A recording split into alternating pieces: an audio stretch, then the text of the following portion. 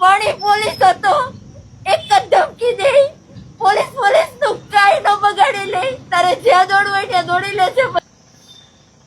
શરીફ ઇમરાન હબીબભાઈ રાવમાં અમારા જૂના પાડોશી હતા.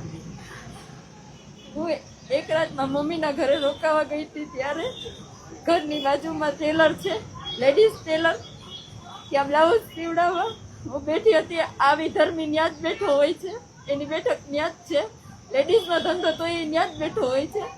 ટેલર લગભગ એના સપોર્ટમાં જ છે. ત્યાંથી હું નીકળી એક રાત્રે જે ઘટનાનો બનાવ બની તે રાત્રે મારા ઘરે કોઈ નહોતું, ત્યાં બેઠા હતા ત્યાં એને જાણી લીધું વાતમાંથી. જૂના પાડોશી હતા એટલે એટલી વાતચીત તો આપણે થાય એમ. પછી તરત જ પાછળ આવીને મૂંગો દઈને, બધાના બ્લોક સરખા જ છે એટલે રૂમ ખબર જ હોય ને ક્યાં છે ક્યાં શું છે, એટલે સીધો ત્યાં લઈ ગયો અને મારું પેલા તો ટોક કાઢી નાખ્યું. એટલે હું કાંઈ કરી ન શકું. મારા પપ્પા એક જ અને મારી ઢીંગલી ઘોડિયામાં સૂતી હતી. પછી મેં ટ્રાય કરી મને બચાવવાની. એનું ફાટેલું ટી શર્ટ મારી પાસે હતું, મેં રજૂ કરી દીધું. ત્યારે એ ટી શર્ટ કાઢીને એને મને મૂંગો દીધો.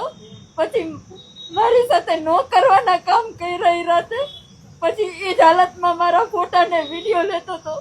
મારા પપ્પાને ઉધરસ આવતા એ ભાગી ગયો ટી શર્ટ વગર જ. એટલે ભગવાનને ક્યાંક કરવું હશે તો એ ટી શર્ટ મારી પાસે રહી ગયું. પછી હું ડરી ગઈ એટલી કે હું મારા ઘરે જતી રહી.